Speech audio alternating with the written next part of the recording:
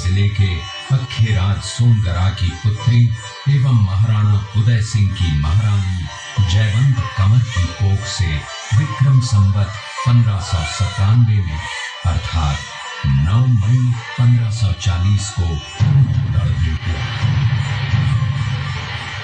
बाल्यकाल चित्तौड़गढ़ में गुजरा। सन 1567 में अकबर ने जब चित्तौड़गढ़ पर आक्रमण किया तो मेवाड़ के प्रमुख सरदारों और सेना नायकों के आग्रह पर महाराणा उदय सिंह ने चित्तौड़गढ़ छोड़ दिया। अपने देश, कुल, गौरव और मातृभूमि की मर्यादा के लिए प्राण न्योछावर करने वाले योद्धाओं और ललनाओं से प्रताप ने न केवल सीख ली बल्कि ये घटना उनके जीवन का आधार बन गई। फरवरी 1572 को महाराणा उदय सिंह का देहांत हुआ। प्रताप की ज्येष्ठता और योग्यता को ध्यान में रखते हुए सरदारों ने उनको राजगद्दी पर आसीन किया। होली के दिन उनका गोगुंदा में राज तिलक हुआ। उस समय तक लगभग सभी राजाओं ने अकबर की अधीनता स्वीकार कर ली थी। एकमात्र महाराणा प्रताप ने अपना मस्तक अकबर के आगे नहीं झुकाया। प्रताप मुगलों से लोहा लेने की तैयारी में जी जान से जुट गए। 18 जून 1576 की सुबह हल्दी घाटी और खमनोर के मध्य एक मैदान में ऐतिहासिक युद्ध हुआ। महाराणा प्रताप की सेना गोगुंदा से हल्दी घाटी पहुंची, जबकि सेनापति मानसिंह के नेतृत्व में मुगल सेना ने हल्दी घाटी के ठीक नीचे मैदान में अपना मोर्चा जमाया। मुगल सेना के हरावल दस्ते द्वारा घाटी में घुसपैठ करने के प्रयास की प्रतिक्रिया स्वरूप महाराणा प्रताप की सेना मुगलों पर टूट पड़ी। प्रताप के हरावल सैन्य दलों का नेतृत्व पठान हाकिम हासूर कर रहे थे। भीरू राणा, जो राणा पूंजा के नाम से भी जाने जाते हैं, उनके नेतृत्व में भील आदिवासियों ने गोरिल्ला पद्धति से युद्ध करते हुए मुगलों के छक्के छुड़ा दिए। देखते ही देखते शाही सेना में खलबली मच गई। रक्त तलाई घोड़ों के टापों, हाथियों की चिंगारों और तलवारों की झंकारों से गूंज उठी। चारों तरफ हाहाकार मच गया। युद्ध का घटनाक्रम अचानक उस समय बदल गया जब प्रताप ने अपने घोड़े चेतक को एड़ लगाकर मानसिंह के हाथी पर चढ़ा दिया और उस पर भाले से भरपूर वार किया। मानसिंह हौदे में दुबक गया। हाथी से उतरते समय चेतक की एक टांग कट गई। इस स्थिति को भांपकर महाराणा प्रताप के हमशक्ल सेनापति झालामान ने महाराणा प्रताप से आज्ञा लेकर उनका राजमुकुट धारण किया। मुगल सेना झालामान को महाराणा प्रताप समझकर उन पर टूट पड़ी और झालामान शहीद हो गए। उधर चेतक ने अपने स्वामी को 5 किलोमीटर तक 3 टांगों पर ही लेकर एक बरसाती नाले को पार किया। उसके पश्चात उसके प्राण पखेरु उड़ गए। इस युद्ध से महाराणा प्रताप के मन पर गहरा प्रभाव पड़ा। परिणाम स्वरूप उन्होंने मुगलों पर विजय प्राप्त करने तक राजसी ठाट बाट छोड़ने और पत्तों पर भोजन करने का प्रण लिया, जिसे उन्होंने जीवन भर निभाया। महाराणा प्रताप ने अपना सैन्य बल बढ़ाकर सर्वप्रथम अरावली पर्वत की घाटियों में बसे दिवेर पर चढ़ाई कर विजय प्राप्त की। इसके बाद कुंभलगढ़ पर भी विजय प्राप्त की। सिर्फ चित्तौड़गढ़ को छोड़कर सारे मेवाड़ को अपने अधीन कर लिया। कालांतर में महाराणा ने चावंड में अपनी राजधानी स्थापित की।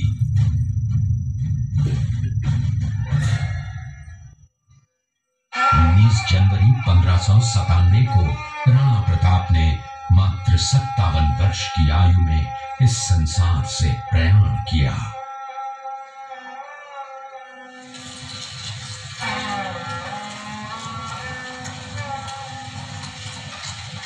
हल्दी घाटी का युद्ध एक सांप्रदायिक युद्ध न होकर आत्मसम्मान, मातृभूमि की स्वतंत्रता व स्वाधीनता का संघर्ष था। इसका प्रमाण ये है कि जहां पर अकबर की सेना के सेनापति जयपुर के राजा मानसिंह थे, वहीं पर महाराणा प्रताप की सेना के सेनापति काबुल के हाकिम खां सूर थे।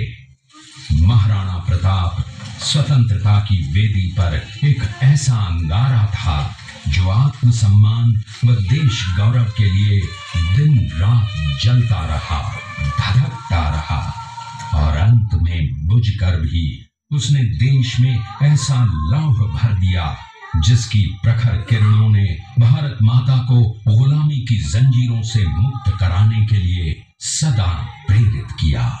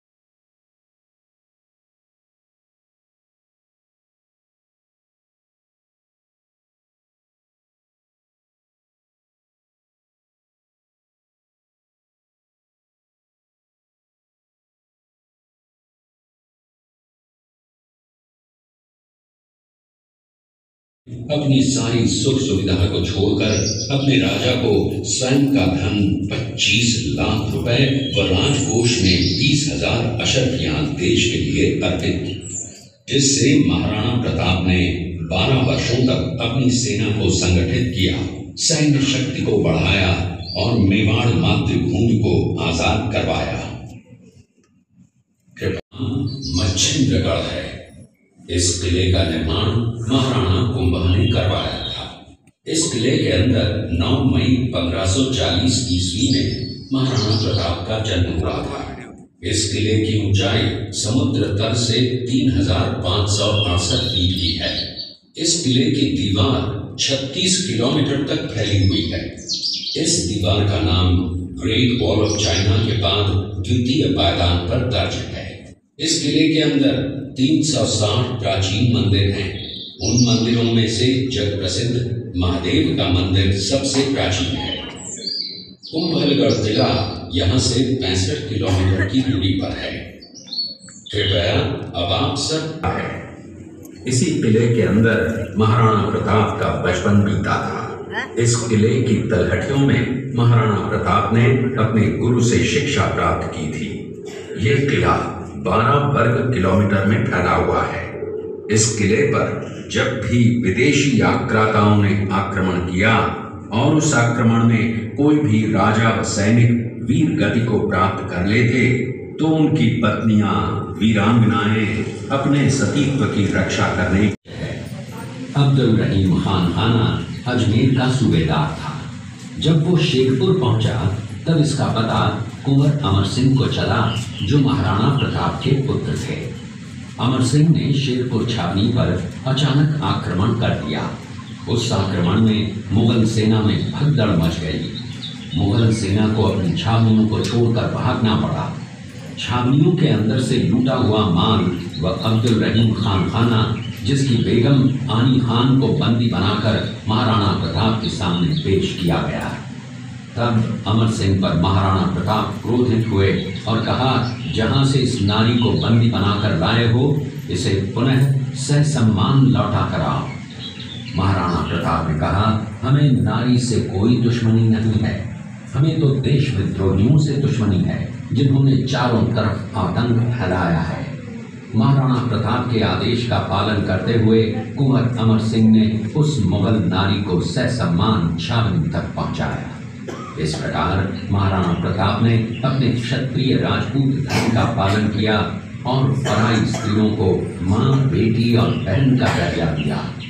ये है महाराणा प्रताप का चरित्र और नैतिक उदारता का परिचय। ये देखते हुए सभी अतिथि आगे की तरफ चले। गढ़ का दृश्य देखा, उसी किले के अंदर की ये घटना है। मेवाड़ की एक ऐसी मां थी जिसने अपने पुत्र का बलिदान देकर राजवंश की रक्षा की थी। उस मां का नाम पन्नाधाय था। पन्नाधाय जाति से गुर्जर थी। वो एक राजकुमार की धाई मां थी। दूसरी तरफ हाथ में तलवार लिए खड़ा ये बनवीर सिंह एक दासी पुत्र है। ये कुंवर उदय सिंह की हत्या करके मेवाड़ की राजगद्दी प्राप्त करना चाहता था। एक रात्रि बनवीर सिंह को मौका मिला। वो राजकुमार उदय सिंह के बड़े भाई विक्रमादित्य सिंह की हत्या करके राजमहल की तरफ आगे बढ़ा। इसकी सूचना पन्नाधाय को लग गई। कुछ समय तक पन्नाधाय चिंतित हुई। तभी पन्नाधाय ने अपने पुत्र चंदन को राजसी कपड़े पहनाकर पलंग पर सुला दिया और उदय सिंह को एक टोकरी के अंदर छिपाकर पत्तों से ढक के महल के बाहर निकालकर गुप्त रास्ते से कुंभलगढ़ भेज दिया। बनवीर सिंह जब तलवार लेकर राजकक्ष में आया तो उसने पन्नाधाय से कड़क आवाज में उदय सिंह के लिए पूछा तो पन्नाधाय ने चंदन की तरफ इशारा किया। बनवीर ने चंदन को उदय सिंह समझकर चंदन की हत्या कर दी और ये समझने लगा कि मैंने राजकुमार उदय सिंह को मार दिया।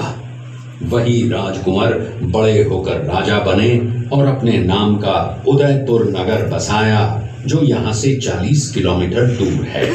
और उन्हीं के पुत्र महाराणा प्रताप हुए, जिन्होंने हल्दी घाटी का युद्ध लड़ा और आज हम लोग उनका इतिहास यहाँ पर देख रहे हैं।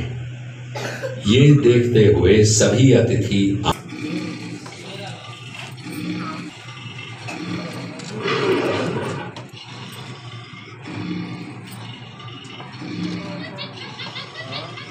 प्रताप की वीरता को दर्शाती है। एक समय नरभक्षी बाघ का आतंक छाया हुआ था। महाराणा प्रताप ने उस बाघ का शिकार कर उस बाघ को मार डाला। ये घटना महाराणा प्रताप की वीरता की प्रतीक है। कृपया अब आप सब इस दृश्य में देखिए महाराणा प्रताप अपनी प्रतिज्ञा का पालन करते हुए।